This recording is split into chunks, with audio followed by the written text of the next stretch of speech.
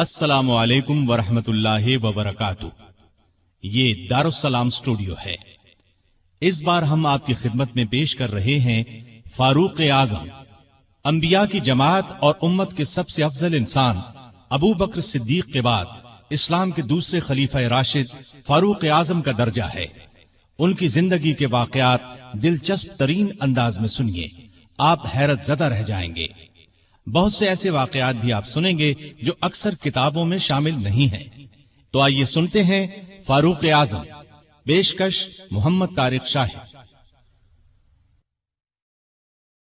اللہ تعالی کا ارشاد ہے، وہ لوگ جو اللہ اور اس کے رسولوں پر ایمان لائے ہیں، یہی تو وہ ہیں جو ان کے پروردگار کے نزدیک صدیق اور شہید ہیں، ان کے لیے اجر اور نور ہے۔ رسول اللہ صلی اللہ علیہ وسلم کا ارشاد ہے، اللہ تعالی نے عمر کے دل اور زبان پر حق جاری کر دیا ہے۔ وہ فاروق ہے جس کے ذریعے اللہ تعالی نے حق اور باطل کے درمیان فرق کیا۔ جماعت اصحاب روشن ستارے ہیں، آسمان پر موجود ستاروں کی روشنی کم و بیش ہے۔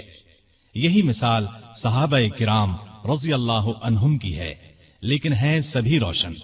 ان میں سب سے نمایاں، سب سے روشن اور سب سے تابناک بہرحال پہلے چار صحابہ رضی اللہ عنہم ہی ہیں۔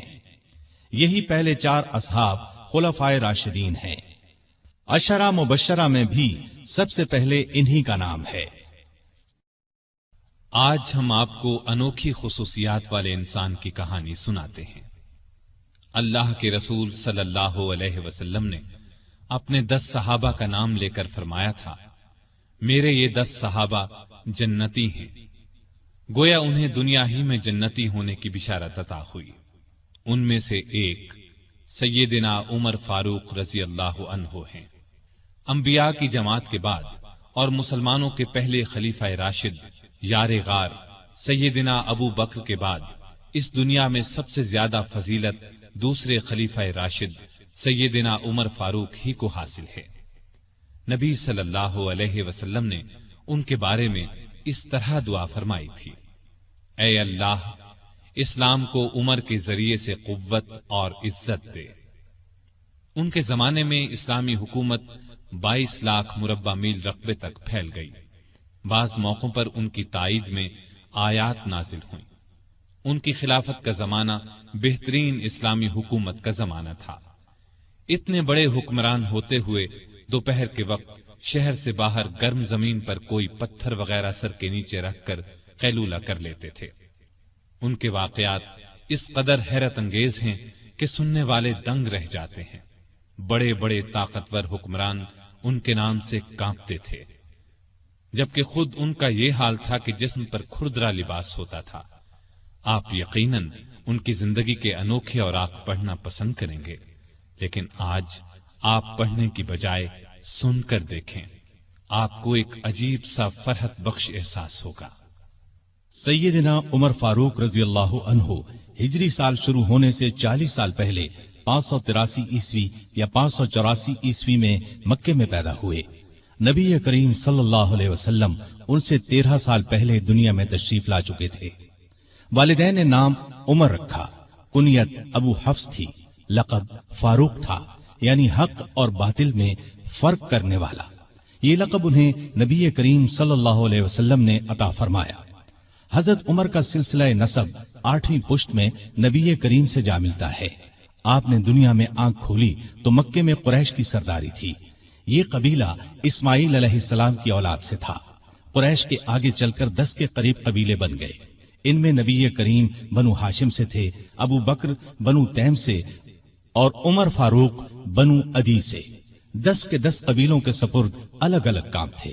مثلا کوئی خانہ کعبہ کی دیکھ بھال کرتا تھا تو کوئی حاجیوں کو پانی پلاتا تھا، کوئی جھگڑوں کے فیصلے کرتا تھا۔ بنو عدی کے ذمے 2 کام تھے۔ قریش کو کوئی ایلچی بھیجنا ہوتا تو یہ بھیجتے تھے۔ دوسرا کام یہ تھا کہ 2 گروہوں میں جھگڑا ہو جاتا تو بنو عدی کا سردار فیصلہ کرتا تھا۔ بنو عدی کے گھر صفا اور مروہ پہاڑیوں کے درمیان میں تھے۔ عمر یہیں پیدا ہوئے اور پرورش پائی۔ ان کے والد خطاب بنو عدی کے سردار تھے۔ जिस जमाने में नबी करीम सल्लल्लाहु अलैहि वसल्लम ने नबूवत का ऐलान किया, खत्ताब फौत हो चुके थे। सैयदना उमर के बचपन के हालात किसी किताब में नहीं मिलते। इतना जिक्र मिलता है कि बड़े हुए तो बाप ने ऊंट चराने पर लगा दिया। ऊंट चराते हुए कभी थक कर बैठ जाते तो बाप मारा करता था। जवानी की उम्र को पहुंचने तक लिखना पढ़ना सीख लिया था। नबी करीम सल्लल्लाहु अलैहि वसल्लम ने जब ऐलान नबूवत किया तो कुरैश में कुल 17 आदमी लिखना पढ़ना जानते थे। इनमें उमर फारूक भी थे। इसके अलावा उन्होंने सिपाहगरी, तेगजनी और घुड़सवारी में कमाल हासिल किया।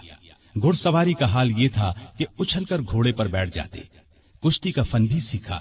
ऊंचे कद के ताकतवर आदमी थे। चोटी के कई पहलवानों से मुकाबले जीते। शायर नहीं थे, अशार पसंद करते थे। तकरीर करने का ढंग भी आता था। मिजाज में गुस्सा और सख्ती थी। जवान होने पर तिजारत का पेशा इख्तियार किया। नबी करीम ने नबूवत का ऐलान किया तो उनकी उम्र 27 साल थी। उस वक्त कुरैश में बहुत ऊंची हैसियत के मालिक थे। मक्के के मुअज्जज लोगों में शुमार होता था। उनके भाई जैद बिन खत्ताब, बहन फातिमा बिनते खत्ताब और बहनोई सईद बिन जैद ने जल्द ही इस्लाम कबूल कर लिया। लेकिन उमर अपने बाप दादा के मजहब पर सख्ती से कायम रहे। डटकर इस्लाम की मुखालिफत की। मुसलमान हो जाने वालों को मारते पीटते थे। मारते पीटते 6 साल गुजर गए, लेकिन उमर किसी एक इंसान को भी इस्लाम से न फेर सके। इस दौरान में कुछ वाकयात ऐसे पेश आए जिनकी वजह से वो सख्त उलझन में पड़ गए। कभी इस्लाम की तरफ माइल होते, कभी मुसलमानों के खिलाफ नफरत महसूस करते। इसकी वजह यह थी कि रसूल करीम सल्लल्लाहु अलैहि वसल्लम के मुताल्लिक कुरैश के काफिरों ने मशहूर कर रखा था कि वो जादूगर हैं। उस जमाने में एक रोज उन्होंने रसूल पाक सल्लल्लाहु अलैहि वसल्लम को हरम शरीफ के अंदर नमाज पढ़ते देखा तो वो आपके पीछे खड़े हो गए। उस वक्त आप सल्लल्लाहु अलैहि वसल्लम कुरान पाक की सूरतुल हाका की बुलंद आवाज में तिलावत कर रहे थे। अल्लाह के कलाम ने उन पर बहुत असर किया। उन्हें यकीन हो गया कि आप न तो जादूगर हैं और न शायर हैं। दिल में इस्लाम के लिए नर्म गोशा पैदा हो गया, लेकिन बाप दादा का मजहब छोड़ने पर अब भी तैयार न हुए। कासिम बिन उस्मान की रिवायत में आया है कि एक दिन तबीयत ने जोश मारा। इरादा किया कि जिस हस्ती की वजह से वो उलझन में हैं, क्यों न उन्हें खत्म कर दें। चुनाचे नंगी तलवार हाथ में लेकर निकले। रास्ते में एक मुसलमान नुऐम बिन अब्दुल्लाह मिल गए। उन्होंने पूछा, खैर तो है, नंगी तलवार लिए कहां जा रहे हैं? बोले, मुहम्मद को कत्ल करने जा रहा हूं। नुऐम ने कहा कि पहले अपने घर की खबर तो लें। आपकी बहन और बहनोई मुसलमान हो चुके हैं। सैयदना उमर उल्टे पांव बहनोई के घर पहुंचे। उस वक्त उनके बहनोई सईद बिन जैद और फातिमा बिनते खत्ताब के घर में रसूलुल्लाह सल्लल्लाहु अलैहि वसल्लम के एक सहाबी खब्बाब बिन अरत भी मौजूद थे। खब्बाब बिन अरत उन्हें कुरान सिखा रहे थे। उमर ने दरवाजे पर दस्तक दी तो खब्बाब घर के एक हिस्से में छुप गए। फातिमा ने कुरान के औराक छुपा दिए, लेकिन उमर तिलावत की आवाज सुन चुके थे। अंदर पहुंचकर पूछा, क्या पढ़ रहे थे? मुझे मालूम हुआ है कि तुम मुसलमान हो चुके हो, अपने बाप दादा के मजहब से फिर गए हो। ये कहकर उन्होंने दोनों को मारना पीटना शुरू कर दिया। बहन के सर पर एक लकड़ी मारी, उनके सर से खून बह निकला। उस वक्त दोनों मियां बीवी के मुंह से निकला, हां ए उमर, हम मुसलमान हो चुके हैं, अल्लाह के रसूल पर ईमान ले आए हैं, तुमसे जो हो सके कर लो, इस्लाम तो अब हमारे दिलों से नहीं निकल सकता। उमर ने बहन का खून देखा और ये अल्फाज सुने तो गुस्सा ठंडा हो गया। बोले, अच्छा, जो तुम पढ़ रहे थे मुझे दिखाओ। बहन ने औराक उन्हें दे दिए। उन पर सूरह तौहा लिखी थी। उन्होंने उसको पढ़ा तो बेइख्तियार पुकार उठे, वाह, कितना उम्दा और आला दर्जे का कलाम है। ये सुनकर खब्बाब बिन अरत भी बाहर निकल आए और बोले, ए उमर, मुझे उम्मीद है अल्लाह ताला ने अपने नबी की दुआ को पूरी करने के लिए आपको चुन लिया है। मैंने कल ही नबी सल्लल्लाहु अलैहि वसल्लम को ये दुआ करते सुना है, इलाही, अबू जहल या उमर बिन खत्ताब के जरिए से इस्लाम को कुव्वत अता कर। बस ए उमर, अल्लाह की तरफ आओ, अल्लाह की तरफ आओ। यह सुनकर सैयदना उमर फारूक ने कहा, मुझे मुहम्मद के पास ले चलो। نبی صلی اللہ علیہ وسلم اس وقت دار ارقم میں تھے۔ عمر رضی اللہ عنہ خباب بن ارت کے ساتھ کمر سے تلوار لٹکائے وہاں پہنچے۔ دروازے پر دستک دی۔ ایک صحابی نے اندر سے ایک جھری میں سے جھانک کر آپ صلی اللہ علیہ وسلم کو بتایا، باہر عمر تلوار کمر سے لٹکائے کھڑے ہیں، نہ جانے کس ارادے سے آئے ہیں۔ آپ کے چچا سیدنا حمزہ رضی اللہ عنہ بھی اس وقت وہاں موجود تھے۔ یہ بہت بہادر تھے، فوراً بولے انہیں اندر آنے دو، نیک ارادے سے آئے تو ٹھیک، ورنہ انہی کی تلوار سے ان کا سر اڑا دوں گا۔ رسول اللہ صلی اللہ علیہ وسلم نے بھی فرمایا انہیں آنے دو۔ چنانچہ دروازہ کھول دیا گیا۔ عمر اندر داخل ہوئے۔ آپ صلی اللہ علیہ وسلم اٹھ کر ان کی طرف بڑھے، ان کی چادر کو مٹھی میں دبا کر زور سے کھینچتے ہوئے فرمایا، خطاب کے بیٹے، تم کس ارادے سے آئے ہو؟ سیدنا عمر رضی اللہ عنہ نے عرض کیا، اے اللہ کے رسول، میں اللہ اور اس کے رسول پر ایمان لانے کے لیے حاضر ہوا ہوں۔ اس پر آپ صلی اللہ علیہ وسلم نے زور سے اللہ اکبر فرمایا۔ باقی مسلمانوں نے بھی اللہ اکبر کا نعرہ لگایا۔ اب عمر رضی اللہ عنہ نے کلمہ پڑھا، پھر بولے، اے اللہ کے رسول، کیا ہم حق پر نہیں ہیں؟ آپ نے فرمایا، اس ذات کی قسم جس کے قبضے میں میری جان ہے، تم لوگ حق پر ہو۔ یہ سن کر سیدنا عمر فاروق نے عرض کیا، جب ہم حق پر ہیں اور کافر غلط راستے پر، تو پھر اپنا دین کیوں چھپائیں؟ آپ نے فرمایا، اے عمر، ابھی ہماری تعداد تھوڑی ہے اور تم دیکھ رہے ہو کہ ہم کن حالات سے گزر رہے ہیں۔ سیدنا عمر نے یہ سن کر فرمایا، اس ذات کی قسم جس نے آپ کو نبی بنا کر بھیجا ہے، میں اسلام لانے سے پہلے جن لوگوں میں اٹھتا بیٹھتا تھا، اب مسلمان ہو کر ان کے سامنے جاؤں گا۔ اس پر تمام مسلمان دار ارقم سے 2 صفیں بنا کر نکلے اور کعبے کی طرف روانہ ہوئے۔ ایک صف میں عمر تھے، دوسری میں حمزہ۔ سب نے مسجد حرام میں نماز ادا کی۔ قریش نے یہ دیکھا تو طیش میں آ گئے۔ اس وقت تو کچھ نہ کہا، جب عمر تنہا نظر آئے تو ان پر حملہ کر دیا۔ انہوں نے بھی ڈٹ کر مقابلہ کیا۔ آخر کافر انہیں چھوڑ کر چلے گئے۔ یہ واقعہ نبوت کے 6 سال پیش آیا۔ ایمان لانے کے بعد 6 سال تک مکے میں رہے، پھر دوسرے مسلمانوں کے ساتھ مدینہ کی طرف ہجرت کی۔ ایسے میں کفار کو مخاطب ہو کر فرمایا، میں آج مکے سے جا رہا ہوں، کسی میں ہمت ہے تو مجھے روک کر دکھائے۔ کوئی آگے نہ آیا۔ اس طرح آپ قباء پہنچے۔ پھر نبی کریم صلی اللہ علیہ وسلم اور ابو بکر ہجرت کر کے وہاں تشریف لائے۔ مسجد قباء کی تعمیر کے بعد سب نے مدینے کا رخ کیا۔ ہجرت کے وقت سیدنا عمر فاروق کی عمر 40 سال کے قریب تھی۔ اس کے بعد وہ 23 برس اس دنیا میں رہے۔ یہ سارا زمانہ مدینے میں گزارا، مسجد نبوی کی تعمیر میں حصہ لیا۔ آپ صلی اللہ علیہ وسلم نے مہاجرین اور انصار میں بھائی چارہ کرایا تو اتبان بن مالک کو ان کا بھائی بنایا۔ انہوں نے اپنا نصف مکان انہیں دے دیا۔ عبداللہ بن زید نے خواب میں اذان کے الفاظ سنے۔ انہوں نے یہ الفاظ نبی کریم صلی اللہ علیہ وسلم کو سنائے تو آپ صلی اللہ علیہ وسلم نے سیدنا بلال کو حکم دیا، اذان کہیں۔ جو ہی انہوں نے اذان شروع کی، سیدنا عمر فاروق اپنی چادر گھسیٹتے ہوئے آئے اور بولے، اے اللہ کے رسول صلی اللہ علیہ وسلم، اس ذات کی قسم جس نے آپ کو نبی بنا کر بھیجا ہے، میں نے بھی بالکل یہی الفاظ خواب میں سنے ہیں۔ یہ سن کر آپ بہت خوش ہوئے۔ آج تک اذان انہی الفاظ میں دی جا رہی ہے اور قیامت تک دی جاتی رہے گی۔ ہجرت کے دوسرے سال بدر کی لڑائی پیش آئی۔ سیدنا عمر فاروق بھی اس غزوے میں شریک ہوئے۔ اس غزوے میں انہوں نے ایک نامی بہادر عاص بن ہشام کو قتل کیا۔ یہ رشتے میں ان کا ماموں تھا۔ اگلے سال احد کی لڑائی ہوئی۔ سیدنا عمر اس لڑائی میں بھی شریک ہوئے۔ بدر کی لڑائی میں عمر فاروق کی بیٹی سیدہ حفصہ بیوہ ہو گئی تھی۔ نبی کریم صلی اللہ علیہ وسلم کی خواہش پر سیدنا عمر نے ان کا نکاح آپ سے کر دیا۔ اس طرح وہ رسول کریم صلی اللہ علیہ وسلم کے سسر بنے۔ ان کی بیٹی کو مومنوں کی ماں کا درجہ حاصل ہوا۔ ہجرت کے 5ویں سال شوال میں خندق کی لڑائی پیش آئی۔ سیدنا عمر نے بھی خندق کھو دی۔ خندق کے ایک حصے کی حفاظت سیدنا عمر کے سپرد کی گئی۔ بعد میں اس جگہ ان کے نام سے مسجد تعمیر کی گئی جو آج بھی موجود ہے۔ ہجرت کے چھٹے سال نبی کریم صلی اللہ علیہ وسلم نے کعبے کی زیارت کا ارادہ فرمایا۔ آپ 1400 صحابہ کے ساتھ روانہ ہوئے، ان میں سیدنا عمر بھی تھے۔ حدیبیہ کے مقام پر کافروں سے جو معاہدہ ہوا تو کچھ دوسرے صحابہ کے ساتھ وہ سیدنا عمر پر بھی گراں گزرا۔ وہ رسول اللہ صلی اللہ علیہ وسلم کی خدمت میں حاضر ہوئے اور عرض کی، کیا آپ اللہ کے سچے نبی نہیں ہیں؟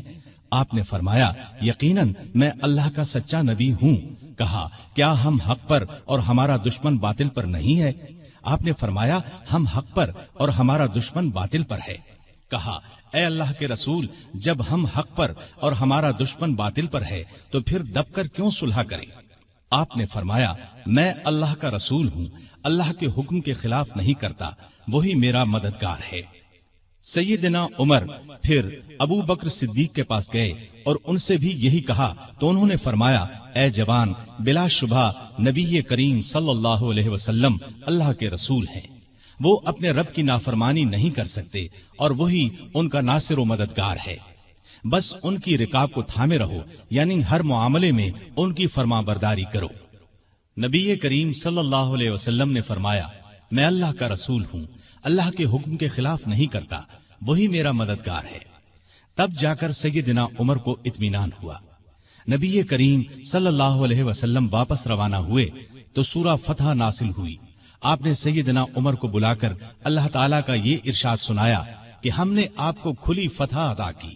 ساتھ ہی آپ نے فرمایا، مجھ پر آج ایسی صورت نازل ہوئی ہے جو مجھے اس دنیا سے زیادہ پیاری ہے۔ سیدنا عمر رضی اللہ عنہ نے حدیبیہ کی صلح کے موقع پر جو گفتگو کی تھی وہ خلوص نیت پر مبنی تھی۔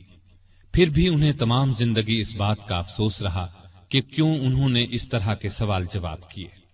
اس کے بدلے میں انہوں نے بہت سے روزے رکھے، کئی غلام آزاد کیے اور بہت سی نفل نمازیں پڑھی۔ ہجرت کے 7ویں سال خیبر کی لڑائی ہوئی، اس میں بھی سیدنا عمر رضی اللہ عنہ شریک تھے۔ ذیقعد 7 ہجری میں نبی صلی اللہ علیہ وسلم عمرے کے لیے تشریف لے گئے۔ 2000 مسلمان آپ کے ساتھ تھے، سیدنا عمر بھی ان میں شامل تھے۔ ذات سلاسل کی جنگ میں بھی شریک ہوئے۔ سلاسل جگہ کا نام ہے، یا اس مقام پر قبیلہ جزام کا ایک چشمہ تھا جس کا نام سلسل تھا۔ مسلمان لشکر اسی چشمے پر اترا تھا، اسی لیے اس غزوے کو ذات السلاسل کہا جاتا ہے۔ 8 ہجری 10 رمضان کو رسول اللہ صلی اللہ علیہ وسلم 10,000 ہتھیار بند صحابہ کے ساتھ مدینے سے مکے کی طرف روانہ ہوئے۔ ان میں سیدنا عمر بھی شامل تھے۔ مکے سے کچھ فاصلے پر آپ صلی اللہ علیہ وسلم نے پڑاؤ ڈالا۔ اس میدان کا نام اب وادی فاطمہ ہے۔ قریش کے سردار ابو سفیان نے 2 آدمیوں کو حالات معلوم کرنے کے لیے بھیجا۔ پھر ابو سفیان خود نبی کریم صلی اللہ علیہ وسلم کی خدمت میں حاضر ہوئے۔ ایسے میں سیدنا عمر رضی اللہ عنہ نے عرض کیا، اے اللہ کے رسول، مجھے اجازت دیں میں ابو سفیان کا سر اڑا دوں۔ لیکن آپ نے ایسا کرنے کی اجازت نہ دی۔ اس موقع پر ابو سفیان نے اسلام قبول کیا۔ ان کے بعد مکے کے باقی ماندہ لوگ بھی مسلمان ہو گئے۔ فتح مکہ کے بعد غزوہ حنین پیش آیا۔ اس غزوے کی ابتدا میں مسلمانوں کے پاؤں اکھڑ گئے۔ صرف رسول اللہ صلی اللہ علیہ وسلم چند صحابہ کے ساتھ میدان میں کھڑے رہے۔ ان میں سیدنا عمر بھی تھے۔